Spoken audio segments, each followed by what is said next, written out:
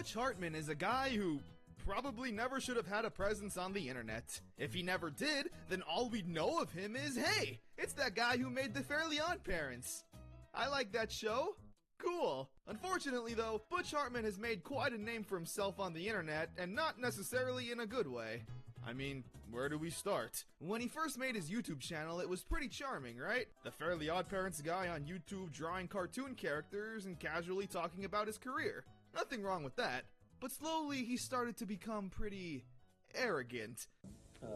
Someone's worked in Hollywood for 30 years, and you are going to take me down? What are you kidding? That's kind of a joke.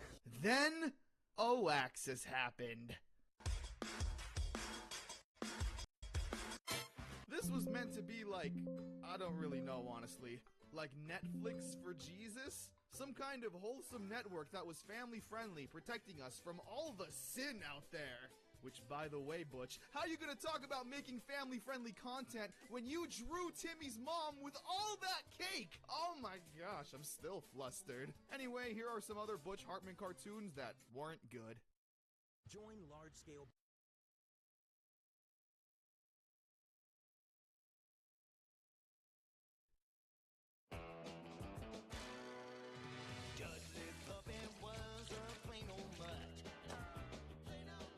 In 2010, Tough Puppy hit the Nickelodeon airwaves, and personally, I didn't care for it.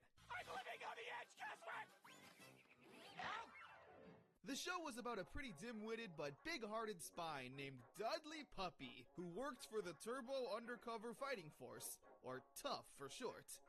Oh, I see what you've done here. Or should I call you the Chameleon? To be honest, I didn't really hate the show.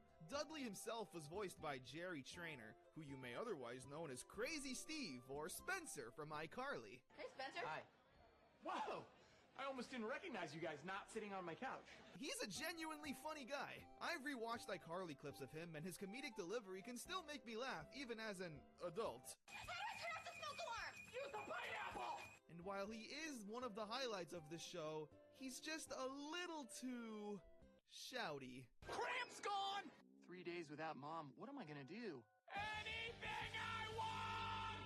Butch Hartman has said that he wanted to make a show about crime fighting since his previous work, Danny Phantom, already had superheroes, now relying more on gadgets and spy work. Unfortunately, the cartoon just felt too below average. I mean, just by looking at it, most people would probably think this is just an episode of The Fairly Odd Parents. The art style is the same, the writing and jokes are similar to modern Fairly Odd Parents, which modern Fairly Odd Parents sucks. That's a thing? It is if I say it is! Shut up! But despite all the bad things, there was another reason people enjoyed this show.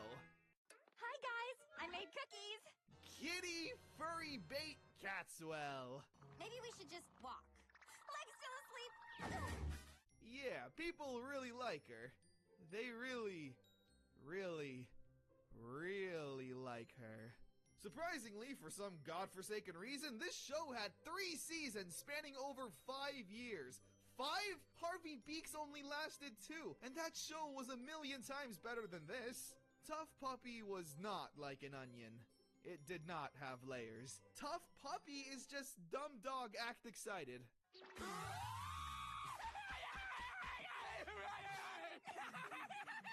I know the cartoon had its fans for one reason or another, but for Butch Hartman's second cartoon, after the impact of The Fairly Odd Parents and Danny Phantom, it was kind of a letdown. Now go in that race! Why do I smell wet dog? B-U-N-S-E-N! Bunsen is a beast. Yes, and Robert is a sponge. All caught up now? Bunsen is a Beast is a show about a blue monster named Bunsen, who's the first non-human to attend Muckledunk Middle School, which sounds like a racial slur. He then befriends our other main character, Mikey, who's kind of a loser. Together, the duo try to survive middle school, with Mikey doing so to prove a point that humans and monsters can coexist peacefully. That's a really deep message for a cartoon, so points for that. The show came out in 2017, so I didn't really have TV or cable anymore at this point. It lasted 1 season with 26 episodes, and I can totally see why. Beast yeast. My mom makes it. You gotta get me home! To be fair, it did look nice. The characters were very bold and the colors really stood out. The conflict of most episodes centered around this evil girl named Amanda who was monster racist and probably frustrated in some way. The only thing I hate worse than beasts is laughter! Bunsen as a Beast also has its fan base, but unfortunately just couldn't catch on. And not from a lack of trying. I recall seeing so many crossover mini-shorts pop up on YouTube involving the Butch Hartman cinematic universe. Like Bunsen hanging out with the Fairly Odd Parents. Fairly Odd Bunsen was a 1-minute short where Timmy, Cosmo, and Wanda go to Creature Con, some kind of furry convention where they run into Bunsen. Bunsen! The autograph! Happy anniversary! It was a nice way to promote the show to newer fans, while having older fans be like, what the heck is that, and what are they doing with Cosmo and Wanda? And since we're on the topic, there was another infamous crossover featuring the BHCU, a freaking Danny Phantom reunion / crossover of all things. Hey, dog guy, cut it out! Bro, you have no pants. Danny and the gang decide to reactivate the ghost portal. When they do this, however, something goes wrong, and instead opens up an interdimensional portal. And I've never seen anything like it before. What's up? It's me, Bunsen! It was super charming seeing all these characters come together, even if I wasn't a fan for like half of them. And yeah, this 2-minute short was better than the entire season of Tough Puppy and Bunsen as a Beast combined. That should speak for itself. Which leads us to our final cartoon that I honestly had no idea even existed until I started working on this video. Hobby Kids Adventures! That parent-teacher conference at the school was very enlightening. Yeah, but they never let us out for recess or gave us nap time. An online YouTube series meant for kids. And when I say kids, I mean like baby kids. Those ones. The show follows a family of, I guess, normal kids who got turned into animal creatures. Their names are Hobby Pig, Hobby Frog, and Hobby Bear, along with Hobby Mom and Hobby Dad. Together, they all try to make the world a better place. Vague mission, all while avoiding their enemies, the Slobby Kids, because they're poor and deserve to be made fun of. To be honest, for what the show is, it's pretty good. I'm not the target audience, so I can't give a fair assessment, but the pacing is nice and the jokes can sometimes be funny. How dare you! My mother is a genius and a fabulous art critic! I really like the plots too. You'd expect a show like this to have basic lessons and storylines, like Hobby Bear isn't sharing his ice cream. Sharing is important. But in episode 3, the gang makes what they consider the best internet video ever, but can't think of a title for it.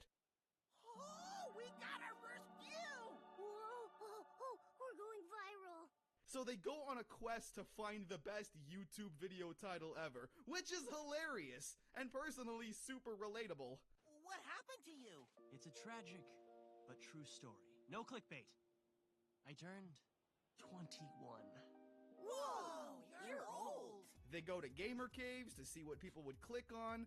This is a good show. I can't believe I'm saying it, but apart from the Fairly Odd Parents and Danny Phantom, this show meant for babies is one of Butch Hartman's best cartoons. Don't forget to like and subscribe! Hey, who said that? Wow. So yeah, that was just a little rundown of Butch Hartman's not-so-excellent cartoons. But hey, who knows?